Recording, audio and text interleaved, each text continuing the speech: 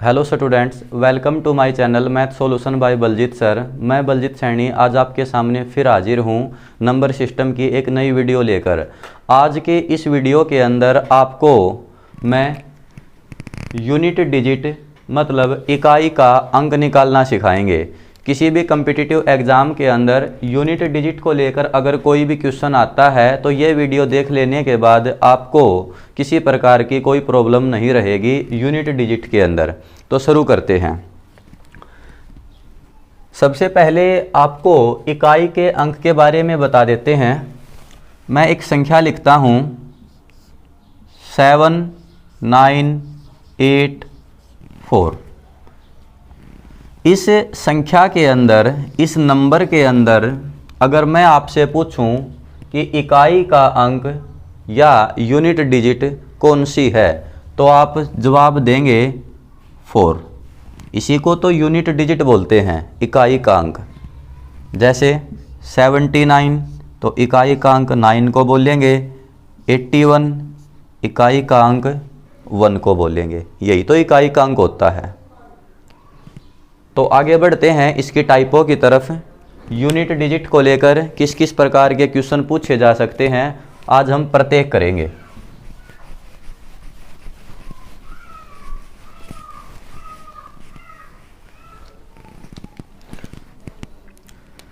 सबसे पहला तरीका है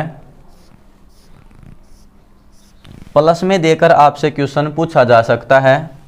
जैसे 35 प्लस 49 प्लस 78 प्लस 91 प्लस 72। और इसमें कहेंगे कि इसका इकाई का अंक ज्ञात करें। इकाई का अंक ज्ञात करें या इकाई अंक ज्ञात करें या फाइंड यूनिट डिजिट। इस तरीके से आपसे क्वेश्चन पूछा जा सकता है। तो याद रखेंगे प्यारे बच्चों, जब कभी भी आपको इकाई का अंक निकालना पड़े तो आप हमेशा ही इकाई के अंक पर ही ध्यान देंगे। हमें दूसरे अंकों से कोई मतलब नहीं है। इसमें इकाई का अंक 2 है, इसमें 1 है, इसमें 8 है, यहाँ 9 है और यहाँ 5 है। तो सिर्फ और सिर्फ हम इकाई के अंक को ध्यान में रखेंगे। 2 में अगर मैं 1 ऐड करता हूं तो जवाब आएगा हमारे पास 3। 8 में अगर मैं 3 ऐड करता हूं तो बनेगा 8 और 3 11। 11 में इकाई का अंक आएगा हमारे पास 1। 9 में अगर मैं 1 ऐड करूंगा तो 10। 10 में इकाई का अंक आएगा 0।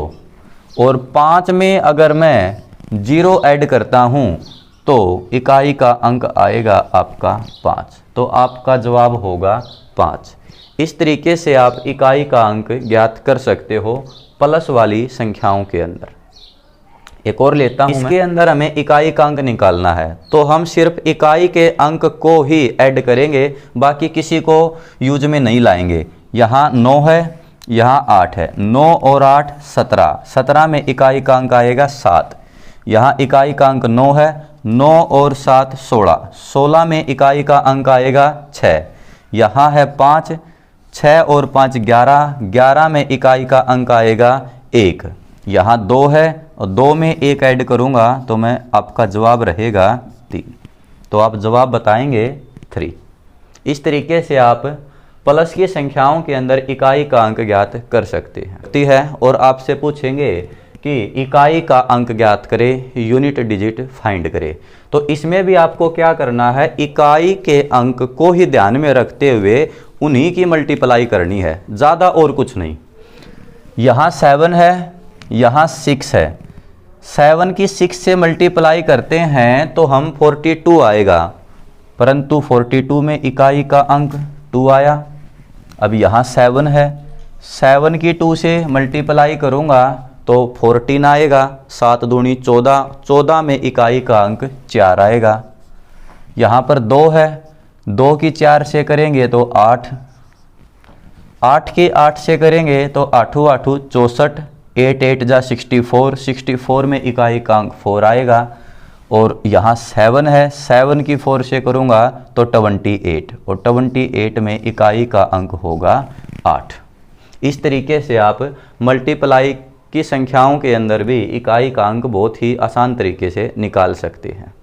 ऐसे बोलेगा, यदि सभी विषम अभाज्य संख्याओं की अगर गुणा की जाए तो इकाई का अंक क्या आएगा। तो आप मुझे बताएंगे विषम अभाज्य संख्याएं, विषम बोला है। वैसे तो जो अभाज्य संख्याएं होती हैं, प्राइम संख्याएं होती हैं, प्राइम नंबर, वो 2 से शुरू होते हैं, जैसे 2, 3, 5, 7, 11 ऐसे सो ऑन। ये स्टार्टिंग है प्राइम नंबर की।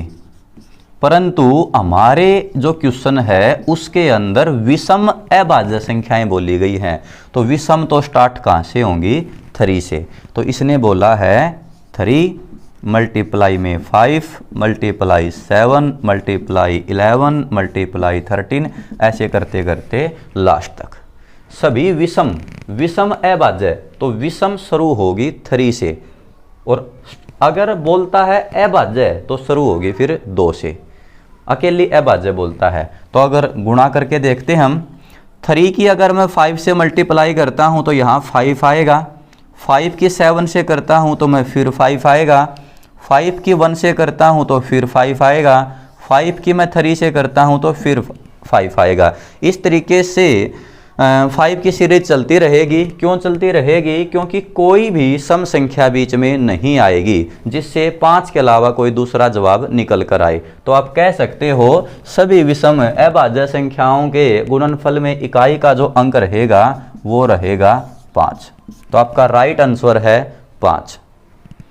अगर यहीं आपसे ये पूछा जाए इसी स्टेटमेंट के अंदर सभी अभाज्य, सभी अभाज्य संख्याओं के गुणनफल में इकाई का अंक। अब की बार इस स्टेटमेंट के अंदर बोला गया है सभी अभाज्य, तो अभाज्य तो स्टार्ट 2 से होती हैं, फिर 2, फिर 3, फिर 5, फिर 7, 11 ऐसे करते करते लास्ट। तो 2 की अगर मैं 5 से मल्टीप्लाई करता हूं तो क्या बना 0, और 0 की मल्टीप्लाई मैं आगे अगर किसी भी डिजिट से करता हूं या किसी भी अंक से करता हूं तो 0 उसको खुद 0 बना देगी। तो आपका जवाब रहेगा 0। सभी अभाज्य संख्याओं के गुणनफल में इकाई का अंक आएगा 0, और सभी विषम अभाज्य संख्याओं के गुणनफल में इकाई का अंक आएगा 5, क्योंकि इसके अंदर 2 को नहीं काउंट किया जाएगा। यहां तक बात आई अच्छे से समझ में? पूछेंगे आपसे सभी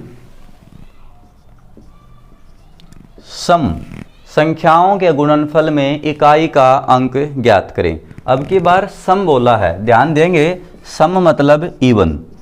अगर सभी इवन नंबर की मल्टीप्लाई की जाए तो यूनिट डिजिट क्या रहेगी, इकाई का अंक क्या निकल कर आएगा। तो सम संख्याएं शुरू होती हैं 2 से, 2 गुणा 4 गुणा 6 गुणा 8 गुणा 10 गुणा 12 ऐसे करते करते आखिर तक। तो आपने ध्यान दिया तो यहाँ बीच में 10 के अंदर आई 0, और मैंने बताया था अगर 0 की किसी भी डिजिट या अंक से गुणा करते हैं तो वो सभी को 0 बना देती है।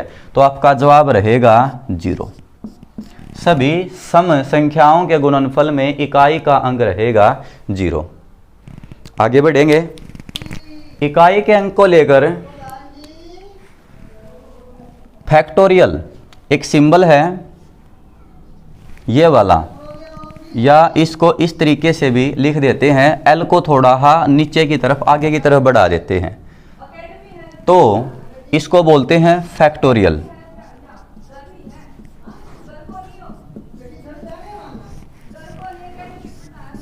फैक्टोरियल क्या होता है, फैक्टोरियल देकर आपसे यूनिट डिजिट या इकाई का अंक किस तरीके से पूछा जा सकता है। तो आपको पहले फैक्टोरियल की नॉलेज होना जरूरी है कि फैक्टोरियल की परिभाषा या फैक्टोरियल की लैंग्वेज क्या होती है, किस तरीके से फैक्टोरियल को यूज किया जाता है। फॉर एग्जाम्पल मैंने लिखा 1 फैक्टोरियल। 1 फैक्टोरियल का मतलब खुद 1 होता है। फिर मैंने लिखा 2 फैक्टोरियल। 2 फैक्टोरियल का मतलब है उल्टी गुणा, रिवर्स मल्टीप्लाई। जैसे 2 और 2 के बाद आएगा 1 तो 2 1 जा 2। इसके बाद 3 फैक्टोरियल, इसका मतलब होता है रिवर्स मल्टीप्लाई करेंगे, 3 2 जा 6, 6 1 जा 6।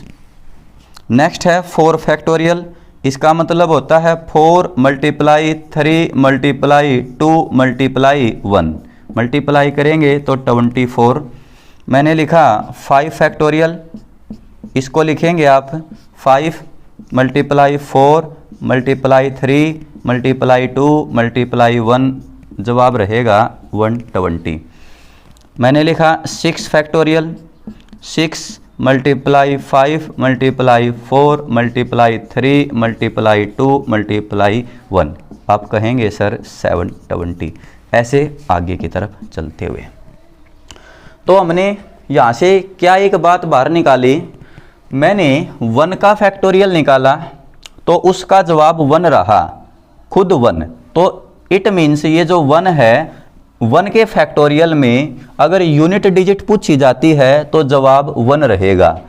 2 फैक्टोरियल देकर अगर उसकी यूनिट डिजिट पूछी जाती है तो उसका यूनिट डिजिट 2 रहेगा, मतलब इकाई का अंक 2 रहेगा।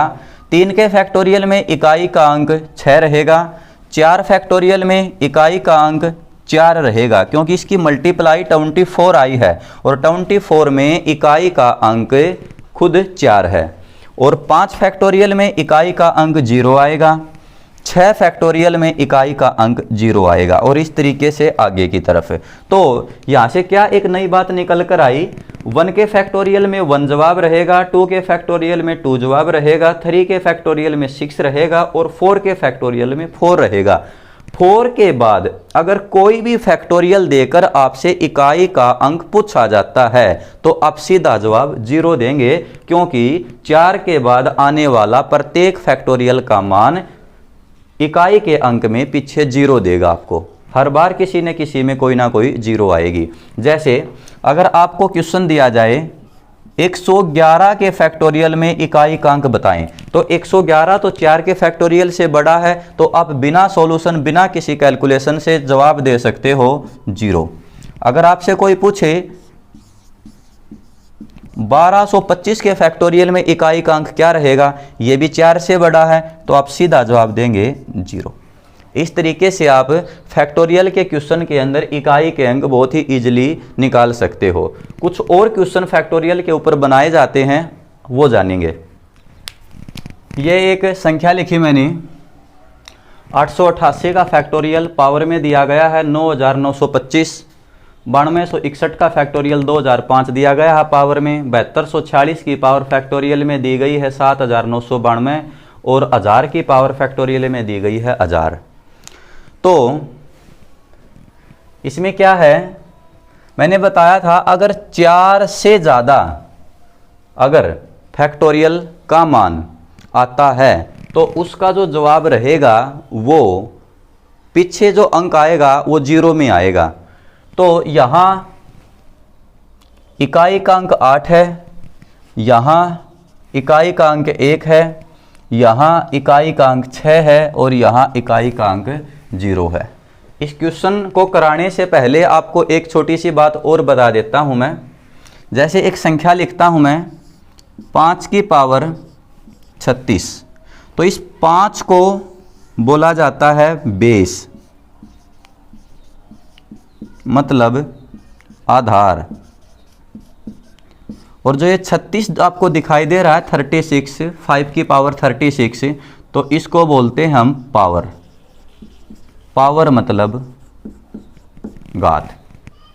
तो एक बात याद रखेंगे, अगर किसी भी संख्या का बेस, अगर किसी भी संख्या का बेस 0, 1, 5, 6 में से कोई भी हो, 0, 1, 5, 6 में से कोई भी हो और उसकी पावर कुछ भी दे दे आपको, तो आपका जो जवाब है वो रहेगा वो खुद डिजिट, मतलब वो अंक। जैसे एग्जाम्पल के तौर पर यहाँ लिखा मैंने 1000 और 1000 की पावर रखता हूँ मैं 100। तो पहले ये देखें इसके इकाई का अंक क्या है। इकाई का अंक अगर 0 है तो आंसर सेम आएगा, 0 है तो 0 ही जवाब रहेगा। मैंने लिखा 111 की पावर 200, इकाई का अंक अगर 1 है तो जवाब भी उसका 1 ही रहेगा। मैंने लिखा 125, इसकी पावर 1000, इकाई का अंक 5 है, पावर भले ही कुछ भी हो जवाब 5 ही रहेगा। मैंने लिखा 136, पावर लिखी मैंने इसकी 10,001, इकाई का अंक नोटिस करना है आपको, इकाई का अंक है 6, तो आपका जवाब भी रहेगा 6। बस आपको याद रखना है किसी भी संख्या के अंदर यदि इकाई का अंक 0, 1, 5, 6 हो तो उसकी पावर भले ही कुछ दे वो जवाब आपका सेम रहेगा। 0 हो तो 0 बिना कैलकुलेशन के, 1 हो तो 1, 5 हो तो 5, 6 हो तो 6। सिर्फ पहले नोटिस करना है कि इकाई का अंक है क्या।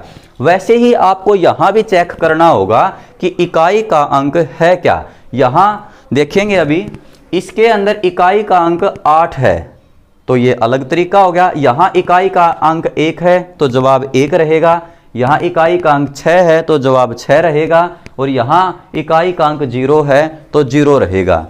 परंतु बात ये बाहर निकल कर आती है अगर इन चारों के अलावा अगर इकाई का अंक और कुछ हो तो फिर इकाई का अंक कैसे निकालेंगे, उसका भी समाधान है, सॉल्यूशन है। देखें कैसे।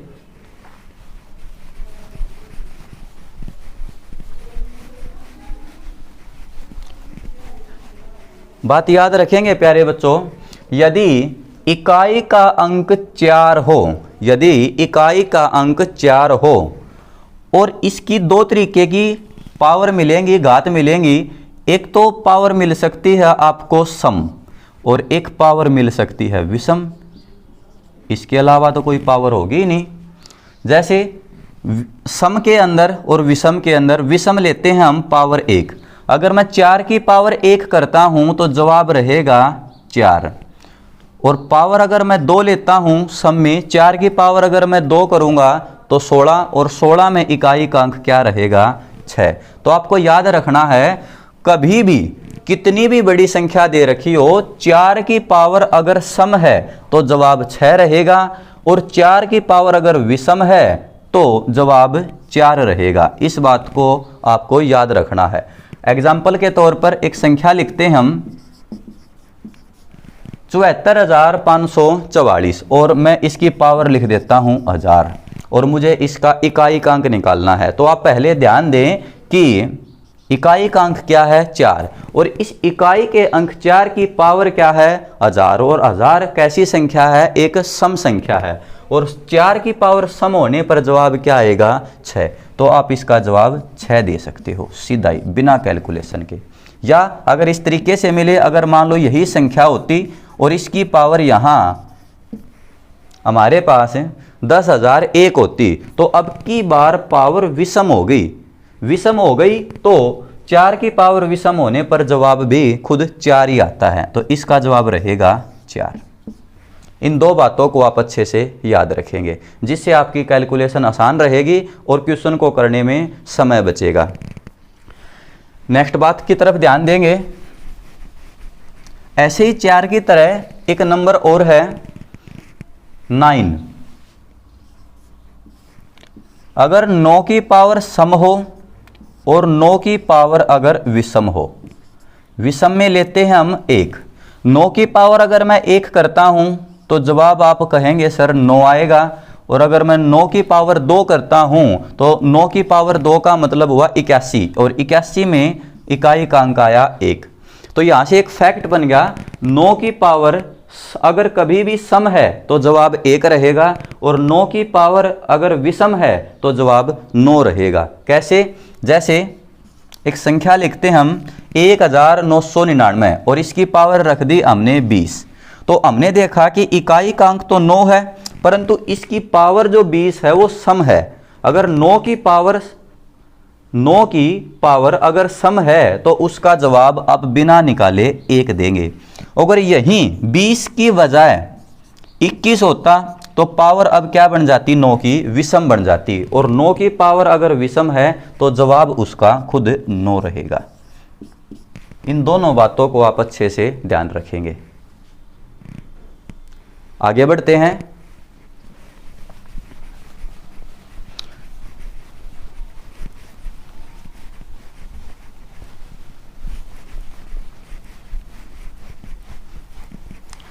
तो हमने अभी जाना प्यारे बच्चों, अगर इकाई का अंक 0, 1, 5 और 6 में से कोई भी है तो उस संख्या का जवाब सेम रहेगा, मतलब वही रहेगा।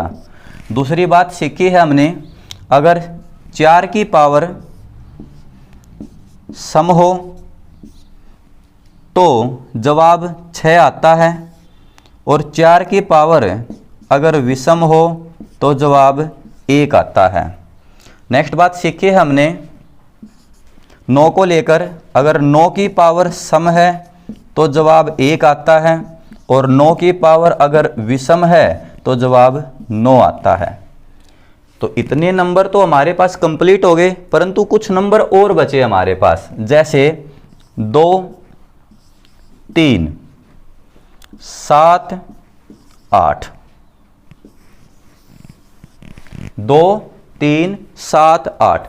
अगर इन 4 नंबरों की कोई पावर दे दी जाती है बहुत ही बड़ी, जो सोल्व करने में ना आए, तो उसमें इकाई के अंक निकालने का क्या तरीका रहेगा? तो बहुत ही इजी है। जैसे मैं लिखता हूं 2 की पावर मैंने लिखी यहां 33, 3 की पावर मैंने लिखी यहाँ 41, 7 की पावर लिखता हूँ मैं 61, और 8 की पावर लिखता हूँ मैं 101।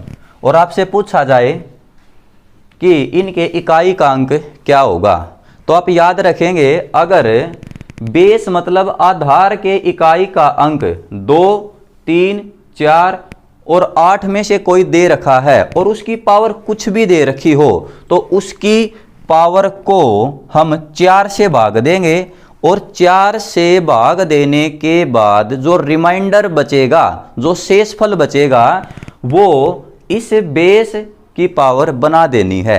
कैसे?